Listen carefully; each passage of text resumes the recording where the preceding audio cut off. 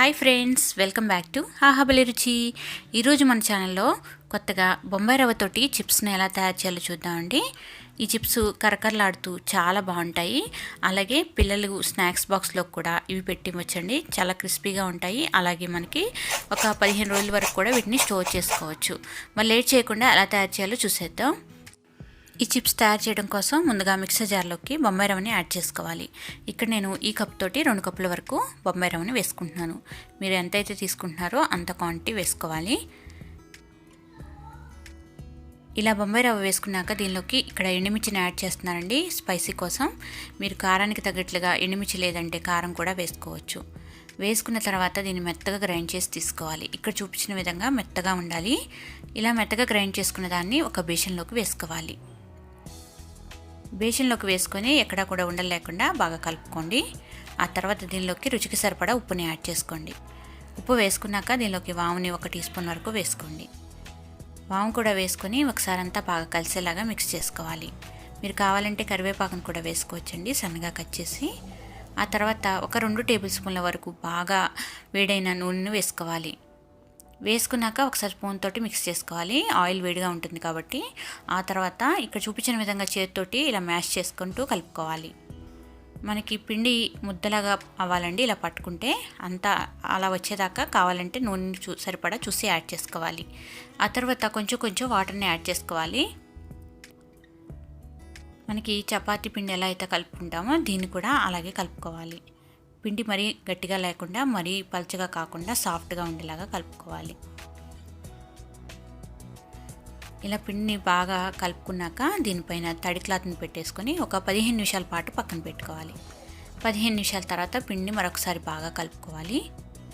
ఆ తర్వాత చపాతీలాగా ఉండల్లాగా తయారు చేసుకోవాలి. నేను ఇక్కడ ఈ సైజు ఉండని తీసుకున్నాను. దీనికి కొంచెం గోధుమ పిండి వేసుకొని చపాతీలాగా రోల్ చేసుకోవాలి.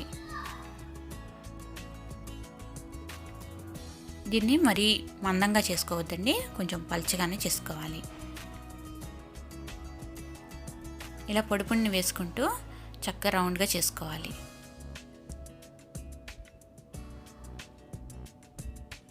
చూసారు కదా, మనకి థిక్నెస్ అనేది ఇలా ఉండాలి. ఇలా చేసుకున్న తర్వాత దీన్ని మనం కట్ చేసుకోవాలి. ఇక్కడ చూపించిన విధంగా పీసెస్ లాగా కట్ చేసుకోండి. ఫస్ట్ ఇట్లా కట్ చేసుకున్నాక పొడవుగా, ఆ తర్వాత మీకు కావాలంటే ఏ షేప్ కావాలంటే ఆ షేప్లో చేసుకోవచ్చు. నేను ఇక్కడైతే డైమండ్ షేప్లో కట్ చేసుకుంటున్నాను చిప్స్ని. డైమండ్ కోసం ఇలా కట్ చేసుకుంటున్నాను.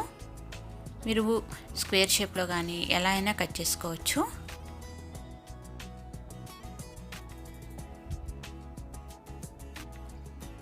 ఇలా అన్నిటిని కూడా కట్ చేసుకోవాలండి. కట్ చేసుకున్న వాటిని ఒక ప్లేట్లోకి తీసేసుకోవాలి. కావాలంటే కొంచెం పొడిపిండి వేసుకోండి, మనకి ఇవన్నీ అంటుకోకుండా ఉంటాయి. ఇలాగే అన్ని చపాతీల్లాగా తయారు చేసుకొని ముక్కలుగా కట్ చేసుకోవాలి.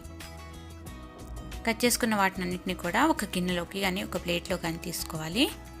ఇలా ఎన్నైతే అవుతాయో అన్నీ కూడా తయారు చేసుకొని ప్లేట్లోకి తీసుకొని పక్కన పెట్టేసుకోవాలి. ఇప్పుడు డీప్ ఫ్రైకి ఆయిల్ పెట్టుకొని మీడియం ఫ్లేమ్లో పెట్టుకోవాలి. ఆయిల్ మరీ వేడిగా ఉండకూడదు.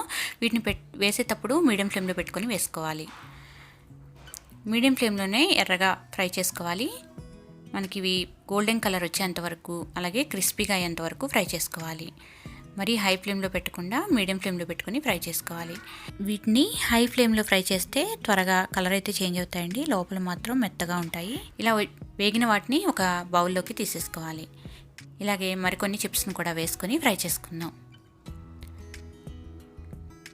ఇవి కూడా కలర్ చేంజ్ అయ్యేంత వరకు ఫ్రై చేసుకోవాలి. చూసారు కదా, అన్నీ కూడా ఫ్రై అయిపోయాయి. వీటిని కూడా ఒక గిన్నెలోకి తీసేసుకుందాం.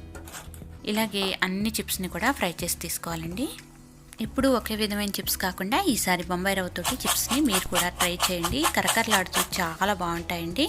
తప్పకుండా ట్రై చేయండి. మీకు ఈ రెసిపీ నచ్చితే లైక్ చేయండి, షేర్ చేయండి, కామెంట్ చేయండి. మరిన్ని వెరైటీ అండ్ టేస్టీ రెసిపీస్ కోసం మన ఛానల్ని వెంటనే సబ్స్క్రైబ్ చేసుకోండి. Thank you for watching.